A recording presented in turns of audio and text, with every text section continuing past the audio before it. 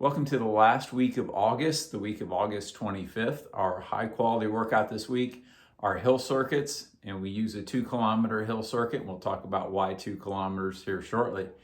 This is a workout that we don't do that often, but it's a very memorable workout. So it seems like we probably do it more than we actually do.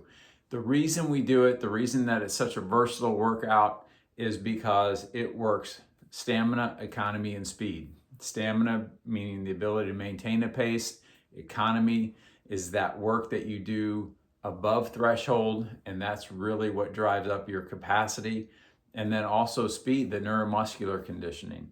So throughout the workout, we're doing this at threshold plus, so that most of you at 85% or so, maybe going up to 90 at points, going uphill, probably not dropping too much below 85%. We're getting that stamina work, that threshold work.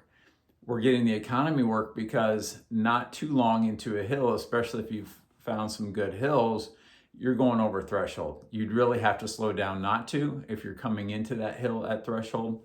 So we're getting some of that high VO2 boosting work. And then coming down the hill, again, if it's a pretty good hill, pretty steep, and it really doesn't have to be all that steep to have a neuromuscular conditioning and really help your speed coming down. So it's a great workout because it's so versatile. We could also make an argument that it's an endurance workout because endurance is the ability for the muscle to continue to contract over and over again. So continue to go right, left, not too worried about pace in a pure endurance workout. And in this one, because of the higher intensity and because of the duration, especially if you have a good total mileage for the day, you're going pretty deep in that barrel muscle fibers, so you're also getting some endurance work. So a fantastic workout. And if this is one that is not your favorite, and it's probably not your favorite because while you're in it, it's not a whole lot of type 1 fun, but it is so effective. I encourage you to embrace it and do your best on this workout because there's so much benefit to be had. So there's a lot of people that like to argue about what's the best workout. Is this better than this workout? And in Once a Runner, they talk about philosopher runners and Zen poet runners and those kind of people.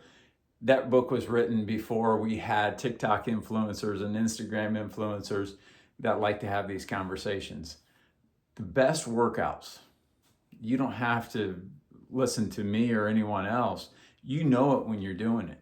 You're in that workout and you're thinking, man, this is getting me in ways that other workouts don't. I have to be getting better today. This is one of those workouts. You're doing it and you're just thinking, this has to be making me better. So embrace the workout, embrace the suck, if you will. This is for legs and lungs. We already talked about the different benefits. There's some workouts like an endurance long run. You go 20 miles or 22 miles. You're not breathing all that hard in most cases, but your legs are very fatigued and you're having to kind of grind through the last miles of that. We do other workouts, maybe quarter-mile repeats, and you're huffing and puffing, and it's more about how much air you can get. We like the workouts, well, we like them all because we're trying to do different things, but the workouts that are most effective overall are those that are getting the legs and lungs pretty evenly. And I think you'll agree that this one does a good job of that. So why 2 kilometers? Well, I'll give you a couple reasons why we use 2 kilometers for this. And for those of you metrically challenged, it's basically 1.25 miles.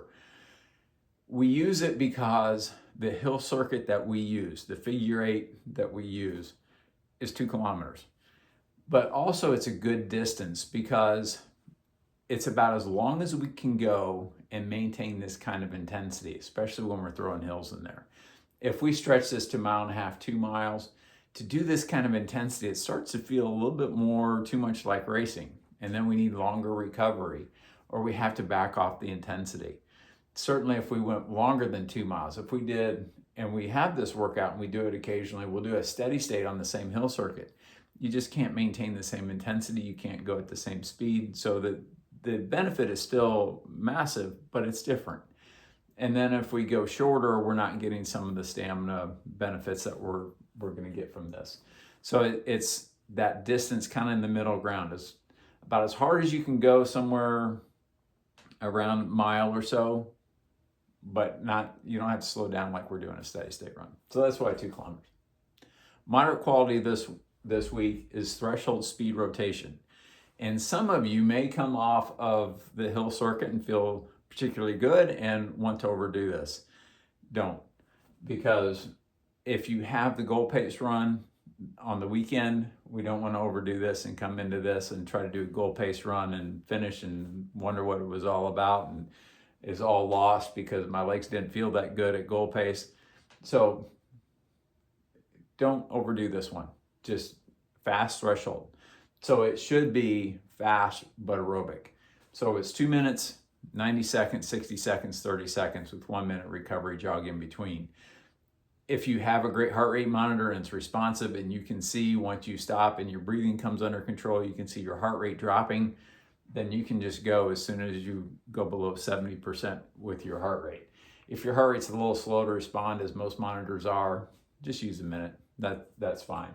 If you feel like I just can't get recovered in this, you're probably overrunning, or take a little bit longer recovery because we really want to avoid overdoing it. But we want those to be relatively fast. They shouldn't be like quarter-mile repeats fast, because in that you're going to go anaerobic before you get to 2 minutes, before you get to 90, before you get to 60. Maybe you can get away with that for the 30 seconds. So fast but aerobic.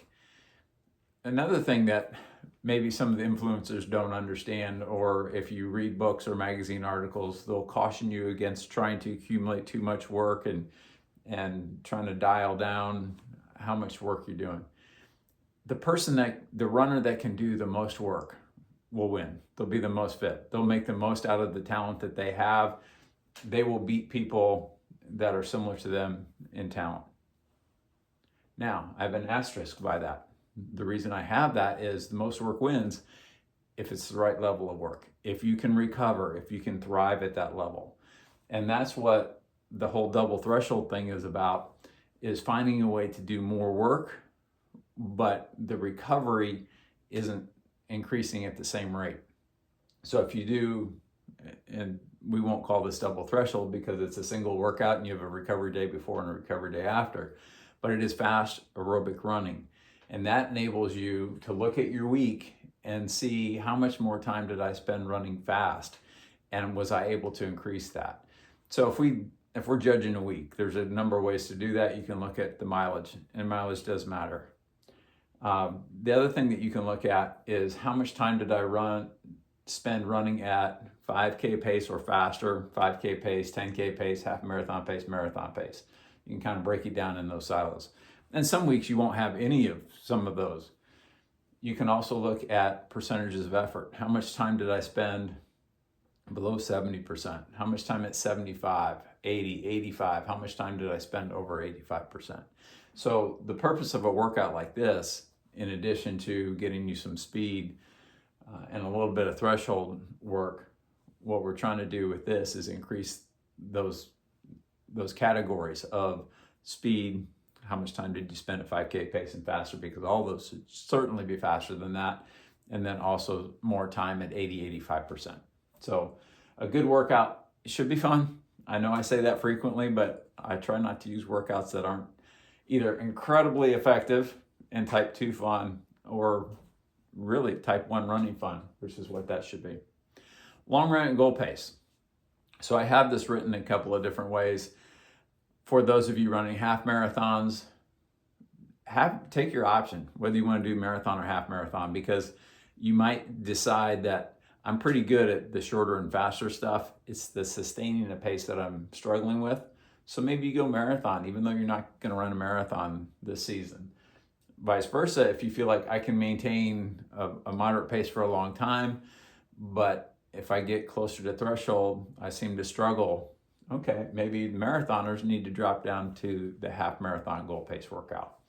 So it's written for most people as half marathon at 80 to 85% of heart rate / VO2. And most of you have 4 to 5 miles of that.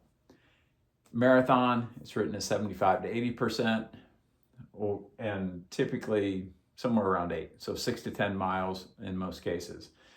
Going longer than 10 miles at goal pace for a lot of people is a little bit too much, and there's going to be a hangover after your 2 days of recovery before your next high quality workout. So 10 is usually enough.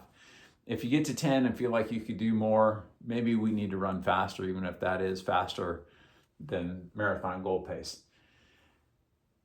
This workout you will see from time to time in segments, and I use it in segments. You'll see workouts, long runs with 3 times 2 miles at half marathon goal pace or 80 to 85%. So I'll use that. I don't too often take marathon pace and break that up. And the reason for that is when we get to half marathon pace, it's a high enough intensity that if you're in the bell curve, 4 or 5 miles is about all you can do before it turns into a race.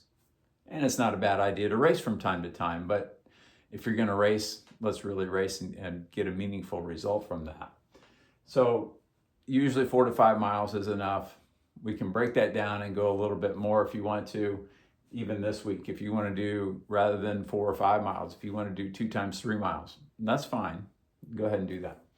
For marathon, that one I don't like to break up very often, because what we know about the marathon is the challenge will come from high levels of muscular tension over an extended period of time. And for most of you, for the faster of you, that's well over 2 hours.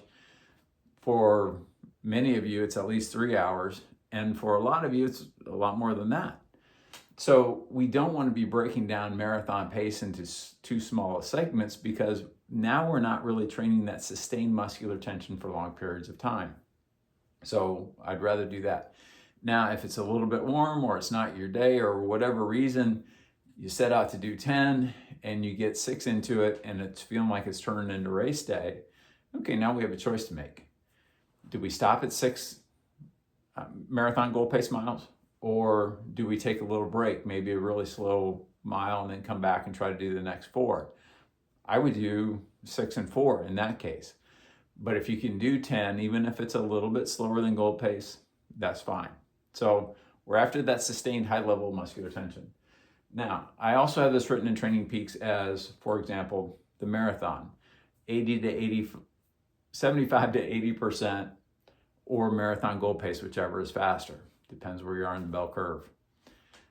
The slower people on the bell curve, doing a marathon is more about finishing, more about endurance, and not so much about speed and what pace you can maintain. Yes, we're still interested in pace. Yes, we're still interested in time. But because it's still primarily an endurance activity, then goal pace might be a little bit too slow. So yes, run at the higher intensity. You're going to get better training benefit from that. For those of you in the bell curve, it tends to be pretty close, those percentages and those paces. For especially the super fast of you, running half marathon pace, that's pretty taxing. That's hard. That's getting close to race pace, because you can maintain such a high effort level for 13.1 miles. So in those cases, maybe I go backwards on that and we just go to pace, even though the percentage would be faster. So we can figure that out. If you have questions where you fall in that, let me know. I think you'll know, because if you think about, here's what I expect to run in the marathon, and if I do a workout at that seems too easy. Okay, then you should go at the intensity and go faster. If you feel like we're turning this into race day and not just in the last mile or so of the half marathon or the last couple miles of the marathon, then maybe we dial back and we do the percentage, okay? Try not to complicate these things unnecessarily, but there are problems with goal pace running. Actually, if I remember, I'll send a link to a blog post I wrote years ago about the problems with goal pace running, because we can get really focused on that and really determine how fit you are, and if all is lost or you're giddy because it felt so easy. But there's problems with it, and we need to address those. Hopefully we get another good weather day. If it's hot, all bets are off, and we'll probably just need to go to percentages, and maybe we break it down. And that's why you haven't seen a goal pace workout until now, is because even though this is coming the week of the 30th and 31st of August, it could still be way too hot, but I'm trying to start working those in there, because we'll see these on a regular basis now leading into October and November marathons and half marathons. Okay, maybe a little windier than I meant to be, but hopefully some good explanation and some things to think about as you're going into these workouts.